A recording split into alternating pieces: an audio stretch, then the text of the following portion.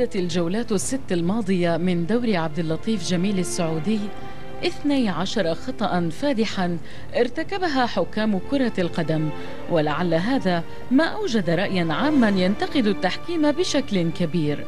وتتجادل الجماهير الرياضية حول استفادة هذا أو ذاك من أخطاء الحكام، لكنها آراء سيطر عليها الهوى والميول والعاطفة بشكل واضح. أكشن يا دوري قامت برصد الأخطاء الرئيسية التي حدثت في الجولات الست الماضية من دوري عبد اللطيف جميل، واعتمدت 6 معايير للاختيار، وهي: ركلة جزاء غير شرعية تم احتسابها، ركلة جزاء شرعية لم تحتسب، هدف شرعي لم يحتسب، هدف غير شرعي تم احتسابه، طرد لاعب بشكل ظالم، طرد لاعب مستحق لم يتم تنفيذه. وبناء على هذه المعايير الستة فقد تم رصد 26 خطأ أساسيا حدث. جاء الاتحاد في مقدمة الأندية التي تعرضت لأخطاء تحكيمية، فقد تعرض ل7 أخطاء أساسية. فقد تم طرد لاعبه مختار فلاتة بدون حق، وتم تجاهل ركلة جزاء لصالحه أمام العروبة. أمام الفتح كان من المفترض طرد الفهيد لاعب الفتح، وأيضا طرد بدر النخلي. أمام التعاون تم تجاهل طرد ماجد الهزازي أمام الاتحاد. في مباراة الهلال لم يشهر الحكم البطاقة الصفراء الثانية للكوري شو، والهدف الثالث للهلال تم تسجيله في مرمى الاتحاد من لعبة أساسها خطأ لصالح الاتحاد. في قائمة أكثر المتضررين من التحكيم حل الهلال ثانيا ب4 أخطاء مؤثرة، فقد تم عدم احتساب ركلة جزاء للهلال أمام الاتفاق في الدقيقة 33، كما تم إلغاء هدف هلالي صحيح أمام الاتفاق في الدقيقة 71، وتم عدم احتساب ركلة جزاء للهلال ضد الرائد في الدقيقة 30، وتم إلغاء هدف هلالي شرعي أمام الفيصلي في الدقيقة 81.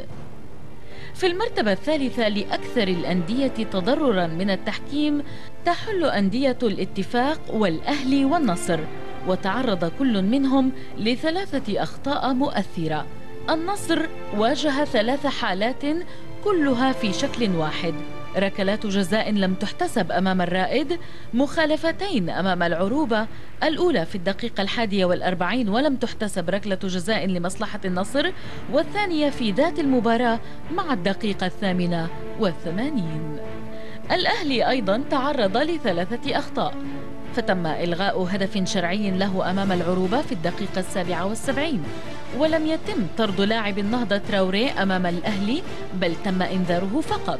وأخيرا وليس آخرا تم احتساب ركلة جزاء غير شرعية ضد الأهلي لصالح الاتحاد في ديربي جدة.